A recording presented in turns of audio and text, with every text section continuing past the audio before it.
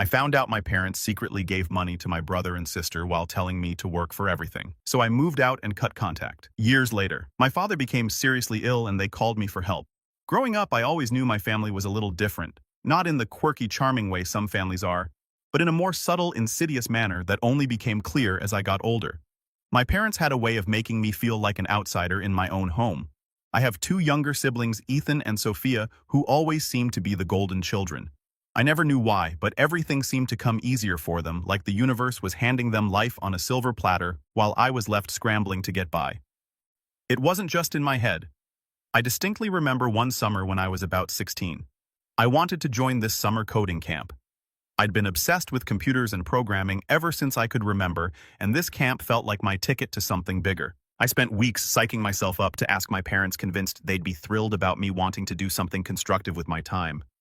But when I finally worked up the courage, their reaction was nothing like I'd hoped.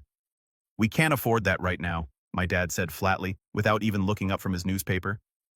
"Why don't you find a summer job instead? You need to learn the value of hard work." I was crushed. I could have understood if they were genuinely strapped for cash, but that same summer they paid for Sophia to go on a high school trip to Europe and got Ethan a brand new car for his 17th birthday. It wasn't just about money, it was about priority, and I was never the priority. The favoritism wasn't always about big-ticket items, though. It was in the everyday moments, too. I remember one time when my dad had promised to take us all to a baseball game. I was ecstatic. It felt like a chance to bond as a family, maybe even break down some of the walls that had been built up over the years. But when the day finally came, Ethan and Sophia were the only ones who got to go. Dad pulled me aside and said he only had enough tickets for two and figured it wouldn't be a big deal if I sat this one out. Those little moments accumulated over the years, stacking on top of one another until they became too heavy to bear. By the time I graduated high school, I was desperate to escape. College was my ticket out, but of course, my parents didn't offer to pay for it. I took out loans, worked nights, and barely scraped by. Meanwhile, Ethan and Sophia had their tuition and living expenses covered by my parents as if it were the most natural thing in the world. They got to experience college without the stress of juggling work and school, and I envied them for it. For years, I tried to convince myself it didn't matter. I told myself that their support or lack thereof wasn't going to define my life. I threw myself into my studies, then my career, hoping that if I worked hard enough, I could prove to them and to myself that I didn't need their help. I could be successful on my own terms. But then I found out about the $300,000. I'd gone home for the first time in years for Thanksgiving, determined to show them that I was doing well, that I didn't need their validation. I kept up appearances, pretending everything was fine, and then, in the middle of the family dinner, I overheard my dad talking to Ethan about managing the money. I didn't think much of it at first, but later that night, curiosity got the best of me. When I asked Ethan about it, he laughed like I was asking about some well-known family secret. "Oh yeah, didn't you know? Mom and Dad gave me and Sophia $300,000 each to help us get started. They did it a couple of years ago." He shrugged it off like it was no big deal, as if every parent handed their kids a small fortune and just forgot to mention it to their other child. I felt my stomach drop. I wanted to scream to confront my parents right then and there, but I couldn't find the words. I just stood there dumbfounded as Ethan went on about his latest investment plans and how he was thinking of starting his own business. I realized in that moment that all my suspicions had been right. My parents really didn't see me as one of their own, at least not in the same way they saw Ethan and Sophia. I didn't stay the rest of the weekend. I packed up my things, mumbled some excuse about a work emergency, and drove home. The entire drive, I couldn't stop replaying every memory, every moment where I'd been pushed aside, wondering what I had done to be so thoroughly rejected by the people who were supposed to love me unconditionally. After that, I cut them off. I changed my number, moved to a new city, and blocked them on social media. I didn't need their toxic influence in my life. I was going to build something for myself without them, and I was going to prove that I was worth more than they'd ever given me credit for. The next few years were a blur of hard work and sleepless nights. I poured everything I had into my startup, working until I could barely keep my eyes open. It wasn't easy, but it was the first time in my life I felt like I had something that was truly mine, something no one could take away. And slowly but surely, things started to fall into place. I landed a few big clients, the company grew, and before I knew it, I was sitting in a boardroom signing the papers that would make me a millionaire. It felt surreal. Part of me wanted to call my parents to tell them about my success, but I stopped myself. They didn't deserve to share in my triumph. They had given up on me long ago, and now I was finally ready to give up on them. But life, as it often does, had other plans. It was a Tuesday afternoon when I got a call from an unknown number. I almost didn't pick up, but something told me to answer. It was my mom. I hadn't heard her voice in years, and for a second I almost didn't recognize it. She sounded older, more fragile, as if the years had finally caught up with her. "Liam," she said, her voice cracking. "We need your help." I sat there stunned as she explained that Dad was sick. They didn't have the money for the treatments he needed, and Ethan and Sophia were in no position to help. I felt the surge of anger rise up in me, but I kept my voice steady. I asked her about the $300,000, and she stammered, saying something about poor investments and bad luck. They had nothing left. "We're family," she pleaded. "We always take care of each other." I wanted to laugh, to scream, to tell her exactly where she could shove her plea for help, but something held me back. Maybe it was the years of conditioning, the part of me that still wanted their approval?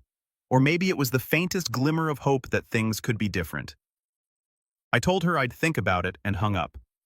I stared at my phone for a long time, wondering what kind of twisted game life was playing with me. I had spent so long trying to free myself from their grasp, only for them to claw their way back in just when I thought I was finally free. When I left my family behind, I thought I'd finally put all of that pain and bitterness behind me, but it turns out that kind of betrayal doesn't just go away. It fuels you, it pushes you, and sometimes it consumes you. I threw myself into my career with a kind of intensity I'd never felt before. If I was going to prove to myself that I didn't need them, I was going to have to make it big, and that's exactly what I set out to do. I'd always been good with technology, so I figured if I was going to make a name for myself, it would be in the tech industry.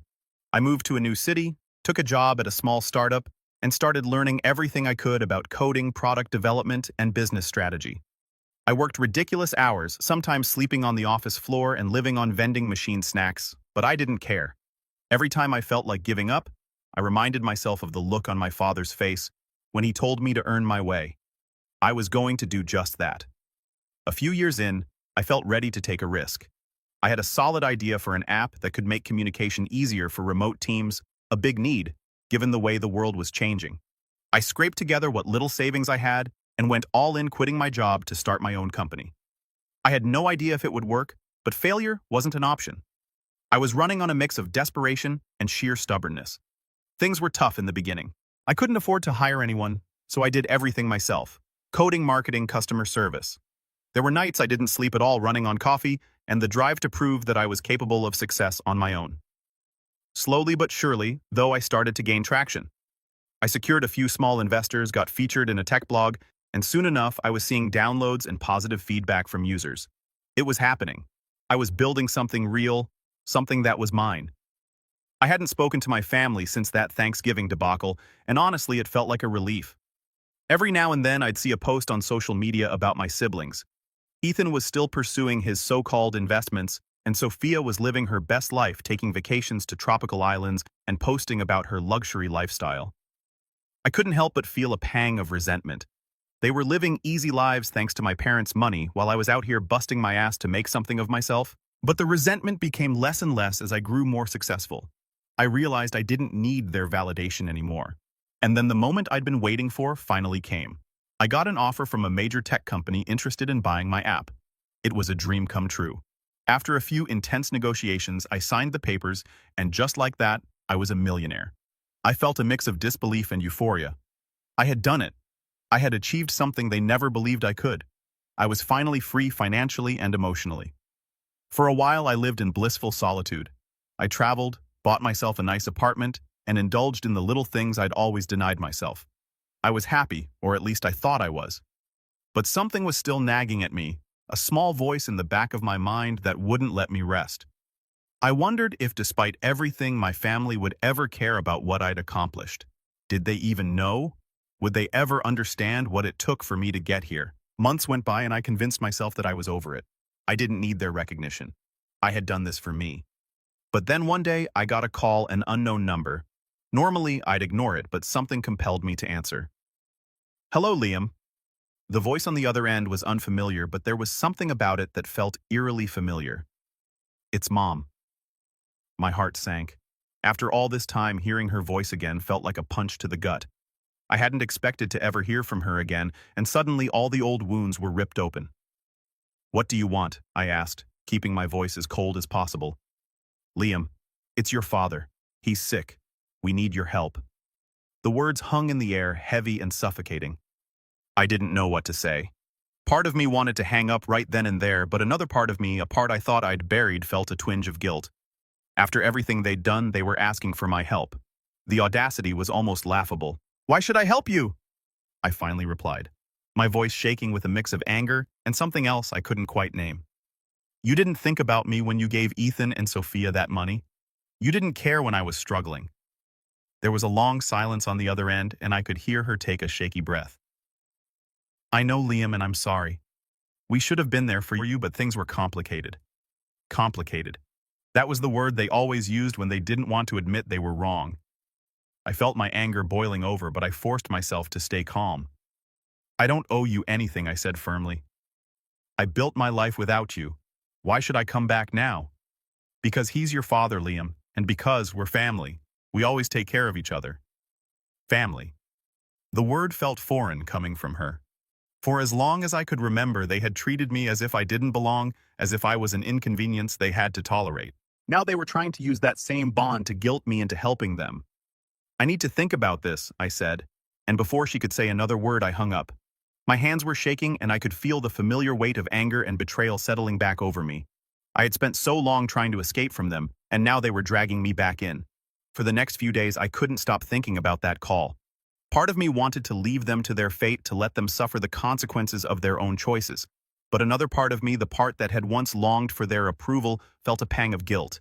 Despite everything, they were still my family, and for better or worse, that connection was something I couldn't just erase. After a week of agonizing over it, I made a decision.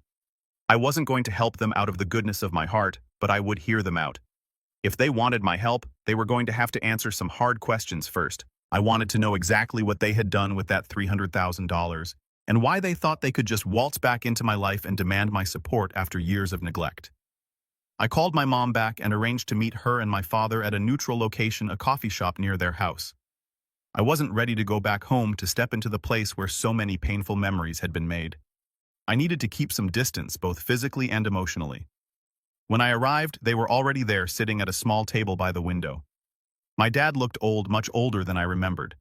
His face was pale and drawn, and he seemed to have shrunk into himself, as if the weight of his illness had physically diminished him. My mom looked tired too, with dark circles under her eyes and a tense expression that I had never seen before. I sat down, keeping my expression neutral. "All right," I said, folding my hands on the table. "Explain what happened to all that money." My mom glanced at my dad, and he gave a small, almost imperceptible nod. "We made some bad investments," she began, her voice barely above a whisper. "We thought we were doing the right thing, but things didn't work out the way we planned." "Bad investments," I repeated, struggling to keep my voice steady. "You gave Ethan and Sophia $300,000 each, and now you're telling me you don't have anything left." My dad looked down, avoiding my gaze. "Ethan lost a lot of it in some business ventures that went south, and Sophia, well, she has a lot of debt. We tried to help them, but it just made things worse." I felt a bitter laugh escape my lips. "So you're telling me that after years of putting them first, you finally realized that maybe you made a mistake?" They didn't respond, and the silence that followed was almost unbearable. I could see the regret in their eyes, but it didn't make me feel any better. If anything, it only made me angrier. They had spent years ignoring me, and now when they were at rock bottom, they were expecting me to pick up the pieces. "I don't know if I can help you," I said, standing up. "I have a life of my own now, and I don't think you realize how much damage you've done." My mom reached out, grabbing my arm. "Please, Liam," she pleaded, tears streaming down her face. "We're sorry. We know we made mistakes, but we're still your family. Doesn't that mean anything to you?" I looked down at her hand, then back up at her face. For a moment, I saw the mother I had once loved, the woman who had sung me to sleep and kissed my scrapes and bruises. But that person was gone, replaced by someone who had chosen to put me last time and time again. "I need some time to think," I said, gently pulling my arm away. "I'll let you know what I decide." As I walked out of the coffee shop, I felt a strange sense of relief. I had finally said what I needed to say, and for the first time in a long time, I felt like I was in control. My parents might have called me back into their lives, but I was the one holding the cards now, and whatever I decided, it would be on my terms. After that tense meeting with my parents, I felt like I'd barely scratched the surface of what I needed to know. I had thought that finally confronting them would give me some sense of closure, but instead, it only raised more questions. I found myself thinking about the money again and again, obsessing over how they could have handed my siblings such a fortune, only to end up begging me for help now. It felt like some kind of twisted joke. The next day, I called Ethan. I hadn't spoken to him directly in years, but if I was going to consider helping my parents, I needed the full story. Surprisingly, he picked up right away, his voice casual, as if we hadn't gone years without speaking. Liam. Hey man, long time, he said, a little too cheerful. Yeah, Ethan, we need to talk, I replied, skipping any pleasantries. I met with Mom and Dad yesterday. They told me about the money. There was a brief silence on the other end, and I could almost hear the wheels turning in his head. Yeah, I figured they might mention that, he said slowly. Look, I know what it sounds like, but things just didn't go as planned. Really?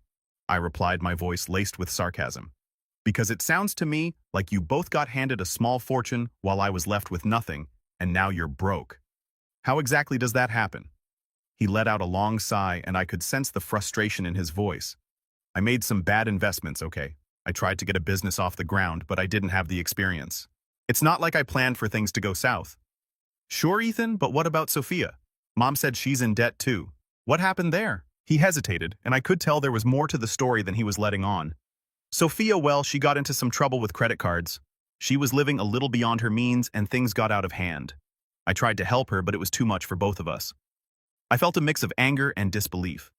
They had both been given the opportunities I'd only dreamed of, and they had squandered them so easily. And you just expected Mom and Dad to keep bailing you out? I asked, unable to hide the edge in my voice. It wasn't like that, he replied defensively. Look, I know you think we had it easy, but it wasn't a walk in the park. They had expectations, Liam. They wanted us to live up to some impossible standard, and when things went wrong, they just threw money at the problem and hoped it would go away. I wanted to feel sorry for him, but I couldn't. He was talking about being handed hundreds of thousands of dollars, as if it were some kind of burden. I had worked for everything I had, and here he was, acting like he'd been the victim of bad luck. Well, now they're out of money, I said, cutting the conversation short, and they're asking me to bail them out. So tell me, why should I? Ethan was silent for a moment, and I could hear him take a deep breath. Because they're our parents, Liam. We owe them something, don't we? I didn't answer. The idea that I owed them anything felt like a slap in the face, but there was a part of me, a small, irrational part, that couldn't completely ignore the bond we shared.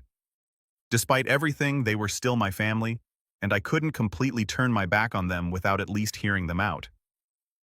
After I hung up, I called Sophia. If I was going to do this, I needed to hear her side of the story too. Unlike Ethan, she was a little harder to reach. It took a few tries before she finally picked up, and when she did, her voice was tinged with exhaustion. Liam, I didn't expect to hear from you, she said, sounding surprised. Yeah, well, I didn't expect to hear from Mom and Dad either, I replied. They told me about the money, Sophia. I know about the debt. I need to understand what happened. She sighed, and I could almost picture her rubbing her temples the way she used to when we were kids, and she was stressed about something. It's complicated, Liam. I thought I had things under control, but then one thing led to another, and well, here we are. Complicated how I pressed, unwilling to let her off the hook that easily. She took a moment before answering. I was trying to keep up, you know. All my friends were traveling, buying nice things, and I just got caught up in it. I didn't realize how bad it was until it was too late, and by then, the debt was piling up faster than I could pay it off. So, you're telling me you spent it all on clothes and vacations? I asked, unable to keep the judgment out of my voice. It's not that simple, Liam, she said, her tone defensive. I know I made mistakes, but it wasn't just about the money. I was trying to live up to expectations to be the person they wanted me to be. And how did that work out for you? I asked, my anger bubbling over. She didn't answer, and I could feel the weight of her silence. I wanted to believe that she was just a victim of circumstance, that somehow all of this was beyond her control. But deep down, I knew better. They had been given every advantage, every opportunity, and they had thrown it all away. I can't just hand over money to fix this, Sophia, I said finally. I need to know that things will be different this time. I'm not going to be your safety net. She let out a shaky breath, and I could hear the defeat in her voice.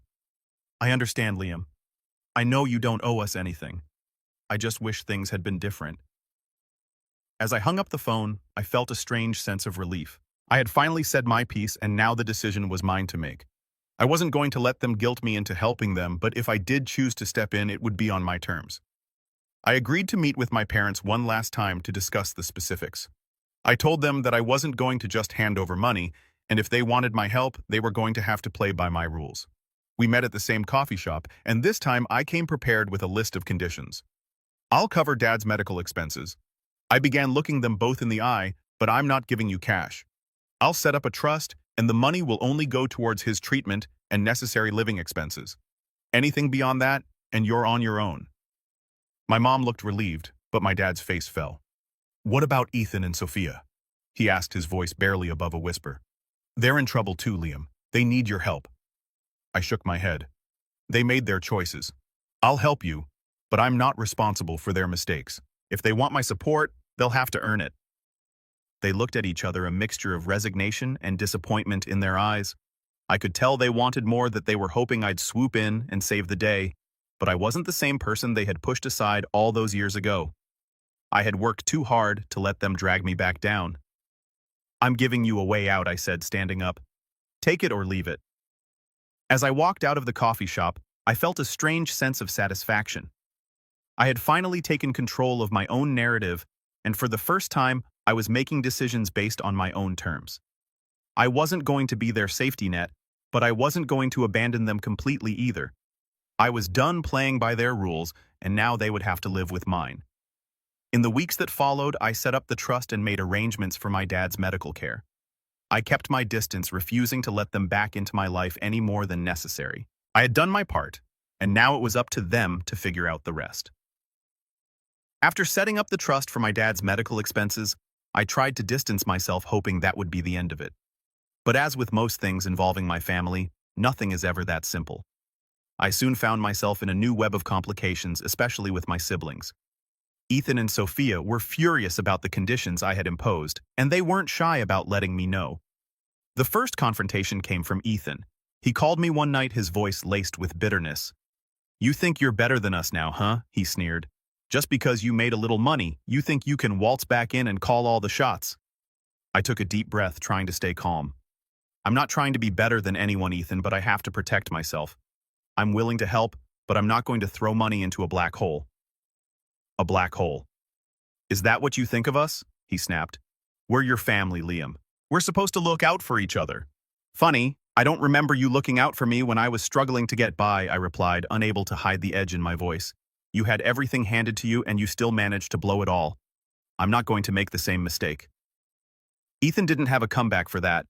Instead, he hung up, leaving me alone with the echo of his anger. I knew he would be upset, but a part of me had hoped that he would understand. I wasn't doing this to punish him. I was trying to help, but I wasn't going to sacrifice myself in the process. A few days later, Sophia called.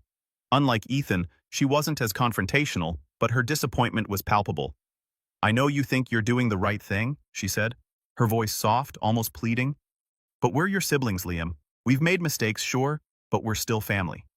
"I know, Sophia," I replied, feeling a pang of guilt, "but I can't keep enabling those mistakes. If you want my help, you have to show me that you're willing to change." She sighed, and I could hear the weariness in her voice. "I don't know if I can do that, Liam. I've tried, but I don't know." There was a vulnerability in her voice that I hadn't heard before, and for a moment I felt a surge of compassion. I wanted to help her to make things right, but I also knew that I couldn't do it for her. She had to want it for herself, and that was something I couldn't control. After our conversation, I decided to lay out some additional conditions for any further support. I called both of them and told them that I would only consider helping with their financial issues if they agreed to go to financial counseling and take accountability for their spending. I wasn't sure if they would agree, but I knew it was the only way I could be involved without feeling like I was just throwing money away. To my surprise, they both agreed. I wasn't sure if it was out of genuine desire to change or just desperation, but either way, it felt like a small victory. I set up appointments with a financial counselor and made it clear that this was their last chance. If they didn't follow through, I was out, no questions asked. The next few weeks were a strange mix of hope and anxiety. Part of me wanted to believe that they would take this opportunity to turn things around, but another part of me was waiting for the other shoe to drop. I knew my family too well to expect an easy resolution, and I braced myself for whatever was to come. And as usual, things didn't go as planned. One evening, I got a call from the financial counselor. She sounded frustrated, almost exasperated. "Mr. Evans, I wanted to reach out because I've had some difficulties with your siblings. They've missed multiple appointments, and when they do show up, they're not exactly cooperative." I felt a surge of anger and disappointment. I had put so much effort into setting this up, and they couldn't even be bothered to take it seriously. "Thank you for letting me know," I said, trying to keep my voice steady. "I'll talk to them." After I hung up, I felt a familiar sense of betrayal wash over me. I had given them a chance, a real chance to get their lives together, and they had thrown it away. I called Ethan first, but he didn't pick up. Then I tried Sophia, and after a few rings, she finally answered. "Sophia, what's going on?" I asked, unable to keep the frustration out of my voice. "The counselor told me you've been missing appointments." She sighed, and I could hear the resignation in her voice. "I'm sorry, Liam.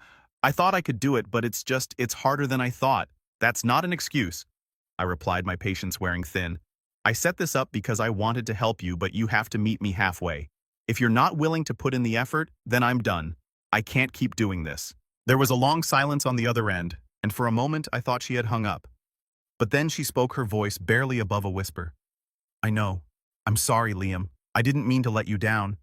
I didn't know what to say. I wanted to believe her, but I wasn't sure if I could. I had given them so many chances, and each time they had found a way to let me down. I felt trapped in a cycle of hope and disappointment, unable to break free. Over the next few days, I tried to distance myself, focusing on my own life and letting go of any expectations I had for them. I had done everything I could, and now it was up to them. If they wanted to change, they would have to do it on their own. And then, just when I thought I had finally found some peace, my mother called. Her voice was frantic, filled with a level of desperation I hadn't heard before. "Liam, please, you have to help us," she cried, her words tumbling out in a rush. "Your father's condition has gotten worse, and we don't have the money for his treatment. We're going to lose everything." I felt a wave of frustration and sadness wash over me. I had already set up a trust for his medical expenses, and I knew that there should be enough money to cover his treatment. "What do you mean you don't have the money?" I asked, my voice sharp. "I set up the trust specifically for this."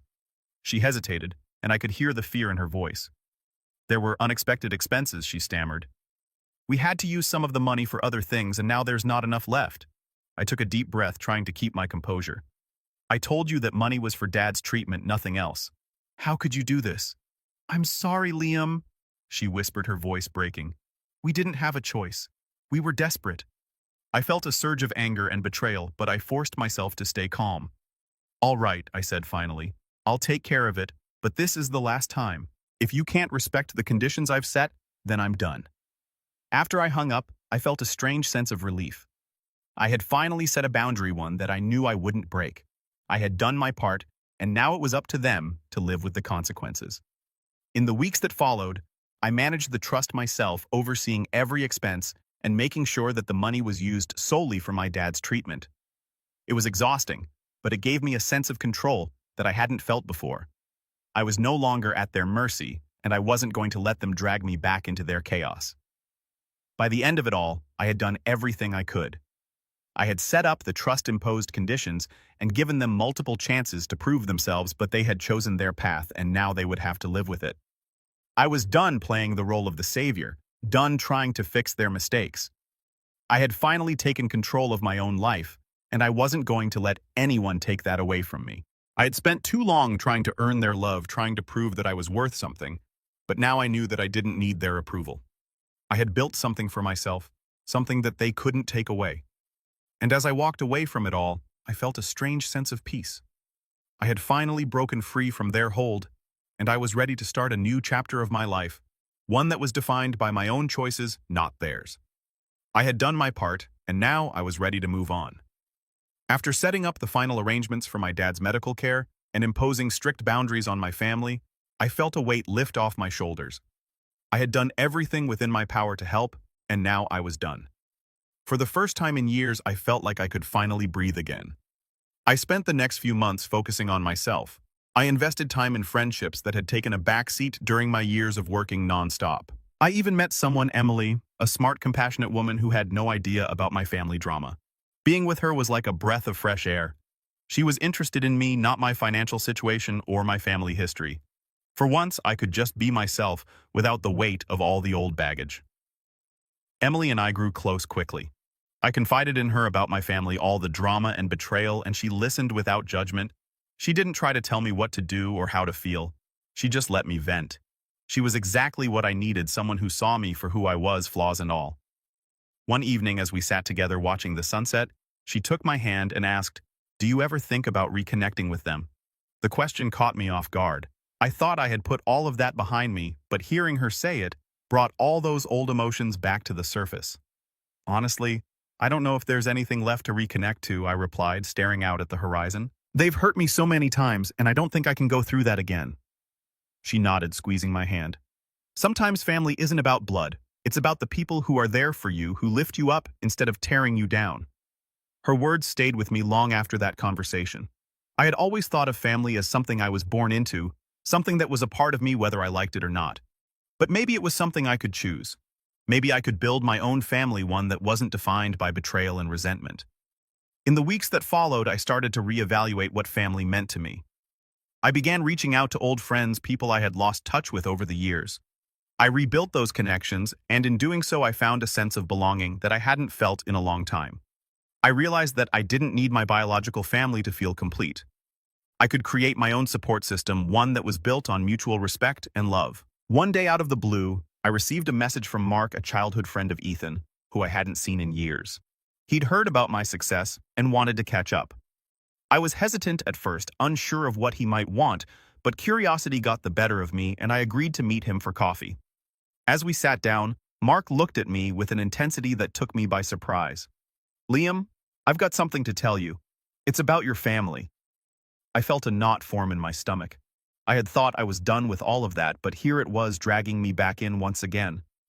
"What about them?" I asked, trying to keep my voice steady. He took a deep breath before speaking. "I don't know how much you know, but Ethan and Sophia, they weren't just bad with money. They were involved in some pretty shady stuff. I'm talking loans, gambling debts, things that could get them in serious trouble." I felt a surge of anger mixed with disbelief. I had known they were irresponsible, but this was something else entirely. "Why are you telling me this?" I asked, struggling to process the information. "Because I thought you deserved to know the truth," he replied, his voice steady. "They were using the money your parents gave them to fund some risky ventures, and when it all fell apart, they tried to cover it up. That's why your parents were so desperate. They weren't just out of money, they were in over their heads." It all made sense now. The pleas for help, the mysterious unexpected expenses, the guilt tripping, it had all been part of a larger scheme. I felt a sense of betrayal that was almost too much to bear. I had given them chance after chance and they had lied to me every step of the way. For a moment I considered confronting them, but then I realized it wouldn't change anything. They would deny it, deflect, and somehow try to make it my fault. I was done playing their games. I had spent too long letting their actions dictate my life, and I wasn't going to let them control me any longer. I thanked Mark for telling me the truth and left the coffee shop feeling a strange sense of closure. I knew now that I had made the right decision by cutting them off. They had chosen their path and now they would have to live with the consequences. I went home that night and told Emily everything. She listened, holding my hand as I poured out all the anger and hurt I had been carrying for so long.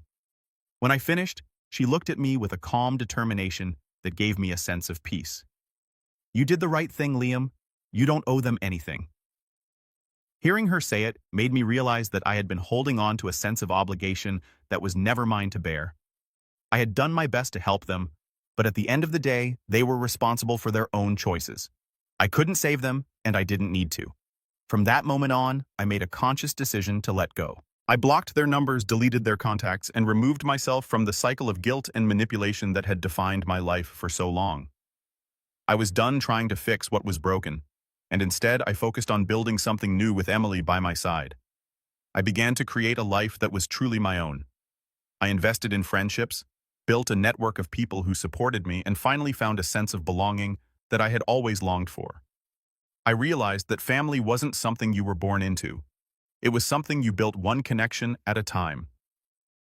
A year later, Emily and I got married in a small, intimate ceremony with just a handful of close friends. It was nothing like the grand weddings I had seen growing up, but it was perfect. I was surrounded by people who loved me for who I was, not what I could give them. For the first time in my life, I felt at peace.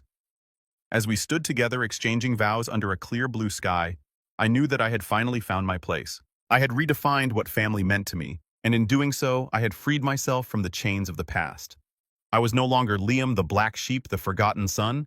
I was Liam, a husband, a friend, a man who had found his way back to himself. In the end, I didn't need my family's approval to feel complete. I had built a life that was filled with love, respect, and joy, a life that was truly mine. And as I looked into Emily's eyes, I knew that I had finally found the family I had always deserved.